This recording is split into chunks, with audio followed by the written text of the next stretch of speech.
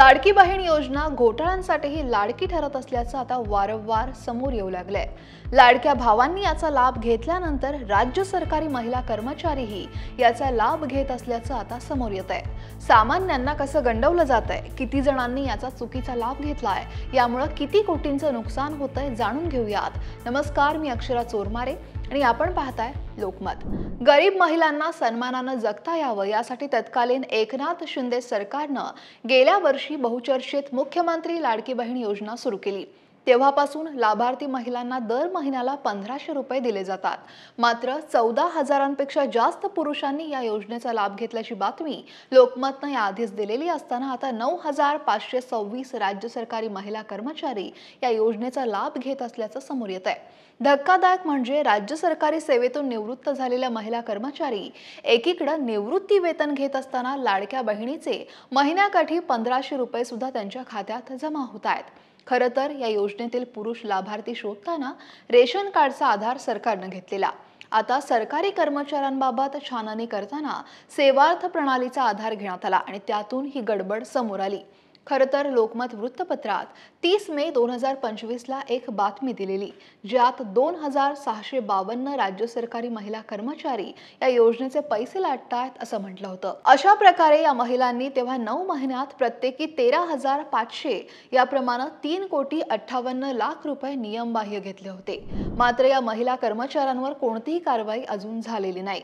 तर निवृत्त झालेल्या 1,232 महिला कर्मचाऱ्यांच्या खात्यात योजनेचे पैसे 8 ते 10 महिने जमा केले जात होते। याचा अर्थ आतापर्यंत त्यांच्या बँक खात्यात 1,85,00,000 रुपये जमा झाले। सध्या सेवेत असलेल्या महिला कर्मचाऱ्यांची पडताळणी करण्यात आली तेव्हा 8,294 जणींनी या योजनेचा लाभ घेतल्याचं समोर आलं।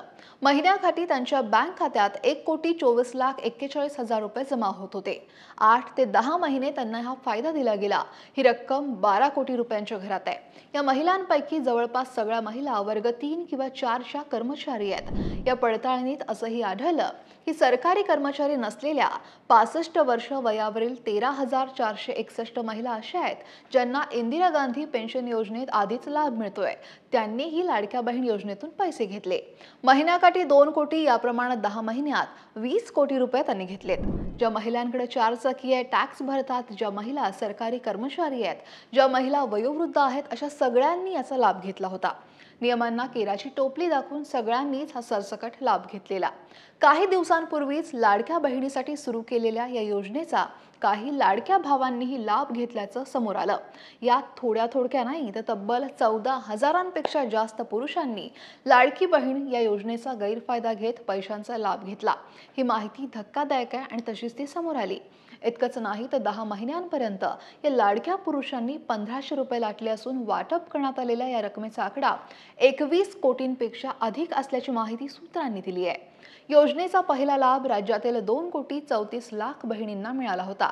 त्यानंतर ही संख्या कमी जास्त होत गेली।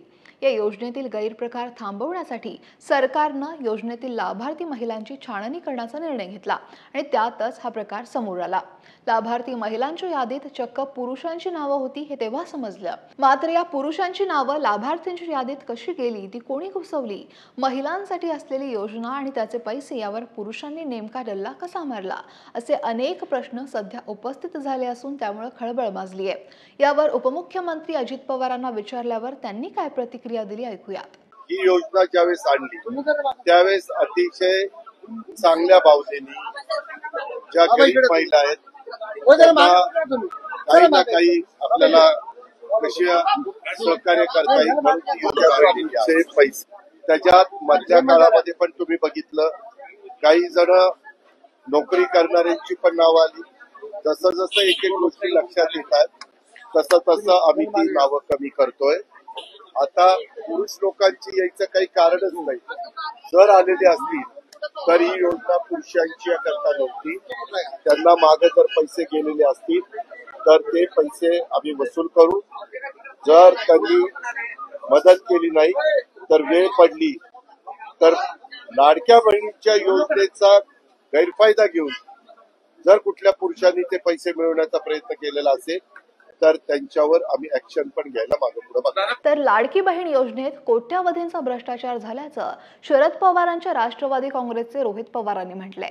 देवेंद्र फडणवीस यांच्या नेतृत्वाखालील सरकार दलालीच्या दलदलीत इतकं पोखरलं गेलंय की लाडकी बहीण योजनेला सुद्धा भ्रष्टाचारातून सुट्टी दिलेली नाही, असं म्हणत लाडकी बहीण योजनेच्या जाहिरातींसाठी कोट्यवधी रुपये खर्च केलेला असतानाच यातही मोठ्या प्रमाणात अपहार होत असल्याचं राष्ट्रवादीचे नेते आणि आमदार रोहित पवारांनी म्हटलं. त्यांनी महायुती सरकारचा GR ट्विट करत ही माहिती दिली. माहिती जनसंपर्क विभाग असताना महिला बालविकास विभागानं ही कामं का दिली? ज्या कंपन्यांना ही कामं देण्यात आली त्या कंपन्या कोणत्या आणि कुणाच्या आणि कुणाशी संबंधित आहेत? बोगस कंपन्यांना ही कामं देण्यात आली का? याचा खुलासा सरकारनं करावा असे सवालही रोहित पवारांनी केले आहेत. विधानसभा निवडणुकीत लाडकी बहीण योजनेचा सरकारला मोठा फायदा झाला. विधानसभा निवडणुकीच्या पार्श्वभूमीवर घाईघाईनं लाडकी बहीण ही योजना सुरू करण्यात आली आणि तेव्हापासूनच लाभार्थी महिलांना प्रत्येक महिन्याला 1,500 रुपये दिले जातात. मात्र इतर दुसऱ्या योजनांप्रमाणेच या योजनेचाही लोकांनी गैरफायदा घेत पैसे लाटले आणि असे अनेक गैरप्रकार सुद्धा समोर आले आहेत. गरिबांपासून श्रीमंतांपर्यंत सगळ्यांनी लाडकी बहीणसाठी अर्ज भरले आणि सरकारनं सुद्धा ते निवडणुकीच्या फायद्यासाठी डोळे झाकून स्वीकारले. तसं पाहिलं तर आता वाटतंय की आपण सुद्धा हा फॉर्म भरायला हवा होता, पण भ्रष्टाचारांच्या यादीत आपलंही नाव असतं. त्यामुळे मोहात न अडकून प्रामाणिकपणामुळे जर तुम्ही फॉर्म भरला नसेल तर तुमचं खरंच कौतुक आहे. पण अजूनही किती घोटाळे यात समोर येतात आणि फसवणुकीचा आकडा अजून किती फुगतो हे येणारा काळच सांगेल. या लाडक्या बहीण योजनेबद्दल आणि त्यात होणाऱ्या घोटाळ्याबद्दल तुम्हाला काय वाटतंय? कमेंट नक्की करा आणि लोकमत सबस्क्राईब करायला विसरू नका.